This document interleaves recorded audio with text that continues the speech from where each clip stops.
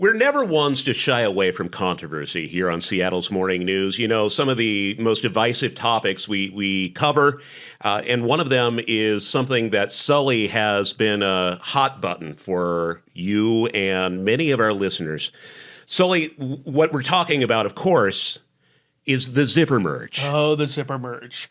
Why people don't do this, I don't understand. Was it just Seattle? Do we not know how to merge? Do we not teach how to merge? Again, it's a paragraph in the driver's manual. We don't teach merging, and I think that's one of the big issues. People think you're cheating, you're cutting the line. No, you're using the pavement God gave you, right? Engineers set up that lane in enough room for you to be able to merge properly. It cuts down on the congestion. It's safer. And I just don't know why people don't get it, but I will die on the zipper merge hill. But this is key, doing it appropriately and where zipper merging is called for. Yes. Joining us now with a look at this hard-hitting issue, the I-5 commuters from Instagram, TikTok, and the like. Guys, thanks for coming back with us, Joe and Craig. So you see a lot of this, people who are zipper merging properly and those who aren't. First of all, let's get your take on the zipper merge. Are you fans or are you not? I would say that we're fans, but Charlie, there's a fine line between zipper merging and line jumping. Yep. And that's what we really try to look out for. Look, we just want everybody getting the fair shake at a commute out there. Craig, I don't know if you have anything else to add. I think you crushed it. I think I'm right there with you. I think, some people will die on the hill, like you said about zipper merging, and some are on the other side. But if you're doing it legally, we're good with that. Yeah. I want to bring up this video. This is a video you guys shot. This is as you're heading north on I-5. Yep. This is not zipper merging. This is lane jumping. Here's an example. They've got the double white lines here. You guys rolled on this. Oh, look, it's zipper merging. This is the correct way to merge. You're not going to talk me out of the double white.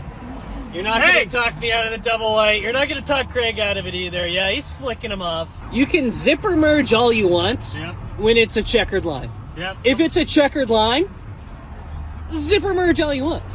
But you're not going to talk me out of the double white, and you're not going to talk Craig out of playing some good D. Not today! Whoa! Whoa! Man, was that nice! Oh, she flipped us off! Man, was that nice! Flipped us off! Flipped us off! You had a kid in the back, and you put us at risk! Put us at risk, and you wanted to the do not enter line, and you want to cross the double white, and you're going to get mad at us for playing some good D, for moving those feet and playing some good D? I'm not going to get mad. Did you wind up letting those guys in?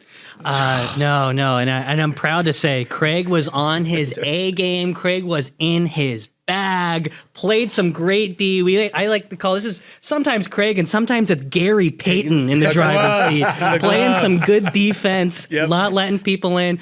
Look, Sully, I get your point. Zipper merging is the most effective way to merge. It's a time saver, of course, but you're just simply not going to talk me out of the double white line. You're simply not. And I agree with you. Now, there are certain ways. A double white line, that is illegal. You cannot cross that. And that video is from Notorious. For where the express lane ends, and people are like, no, screw you. That you are cutting the line. Another place, exit only lanes. Where people get over and then use that to cut back. No, once the lane is dotted and more elongated. No, you have to make that turn. You can't. That's not zipper merging. No, that is cutting the line. There are places too and not. But no, I'm glad you guys call out the double white. That's so dangerous. I need a judgment call from the I-5 commuters. This actually happened on I-90. But as you're coming from North Bend and you hit Highway 18, you know the line there just backs up. On the weekend, I was stuck and it said 1 mile to go and I'm stopped, not moving. And my policy is I will let one person in front of me if I'm in the line. And then after that, I am riding the bumper of the person in front of me. Ain't nobody else getting in. And I'm, going. And what are your thoughts on that? Am I doing the right thing? We call that good defense. I personally wouldn't even allow a car to come in. I have no patience for that type of stuff, but I'm basically Mother Teresa. That's commendable. I know exactly what you're talking about, and you're waiting 20, 30 minutes. And for somebody to pass you like that? Oh, heavens, I didn't know this 1 mile backup was here. I didn't see the signs. Yeah, sure. Sure, pal. You had 4 of them. Yep. Right? Yep. That's when I lean on the horn. That's when I lean on the horn. Wow. 20-second blast for that one? Yes.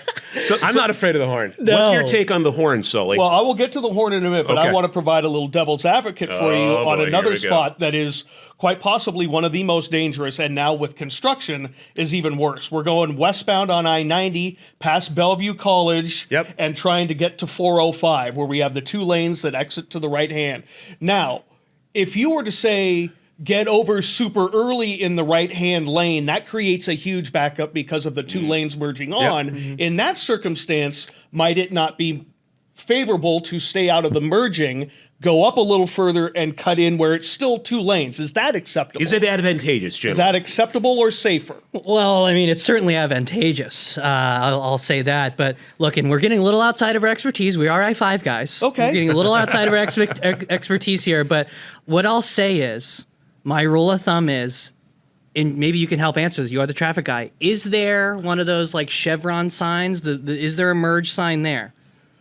From the right to the left, not from the left to the exit lane. No, because as you go underneath the pedestrian bridge and under the park and ride overpass, there isn't anything there. You just know that eventually that far right lane ends and the next one over goes. But at the same time, you have 2 lanes merging in from the right. So there's a little wiggle room there. I just want to avoid the merging because people are terrible This is what's great. These guys are mostly on I-5. They don't know this, so they can be fair, neutral arbiters of justice. Yes. We're gonna try to be as fair as possible here, but I think what I'll say is, if there's no signage, if we got some signage that's like, hey, this is a zipper merge area, or if the state's gonna provide us with some signage to encourage that behavior, by all means, get in the lane. Let's be a team out here.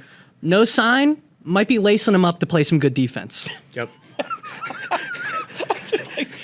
Might be lacing them up. That. That is awesome. You get Dikembe Mutombo and I love it. The way at the finger. Could be some finger waves happening if no signage. Oh my God, that's amazing. Let's go to the horn then, since you brought that up. Yes. We've got a couple things, maybe off the freeway wise, etiquette wise, and then other freeway wise. 20 seconds. You're not afraid of that. If someone does cut the double or cut you off, how long is appropriate to lay on the horn? Well, I'm sure a lot of people would say Craig's what I not do the is right not person to appropriate. ask. Yeah. But I'm not afraid to hold that thing down 10, 20, maybe even 30 seconds. Wow. Okay. Yeah. Okay. Joe, not so much on the horn. No, But I'm I not don't like afraid the of horn. it, especially if they're in the wrong. The goal is they're going to learn from it. That's what we're trying to do here is stop doing it. Teach lessons. Teach lessons. That wasn't acceptable. Yeah. But it's funny. One car I drive not often is a truck, and Joe always makes fun of my horn because it sounds like a Prius horn. You'd think a truck would have that kind of deep horn. This thing squeaks like a pig, and it cracks us up every time. It's almost like the people feel better about what they did after hearing horn. It's so funny. Sound. Yeah, my wife calls it the Prius horn. Okay. How about once you get off the freeway and you're making your way to the office, say someone's distracted at the signal, they're illegally looking at their phone, the light turns green. How long are you giving them before you hit that horn? Great question. We say if you're at a stoplight, you pull the phone out, completely fine. We probably won't even film you. But as soon as that light turns green and as soon as that speedometer hits 1 mile per hour, phone's in your face, you're getting shamed, you're getting called out, you're getting on the I-5 Commuters page. Yeah, I'm probably giving them 2, 3, 4 seconds before I'm giving that horn. Yeah. Give them a chance. If they don't look up, just a nice light one. Craig, I give them a little doot doot, like a little two blast. Yeah, a little just two a blaster, blaster. a little two blaster, because it's not those people we're looking for. It's the people who are in traffic, going 60, 50 miles per hour on the freeway. Those are the people we're really after. But you might get a little doot if you're doing something at a stoplight. That's for sure. I-5 Commuters, we've weighed in on merging and horns. Thank you, guys. Always, Joe, Craig, always great to see you. Come in again. Love your work. Yeah, we appreciate it. Thanks for having us. Thanks for having us, everyone. Drive safe out there.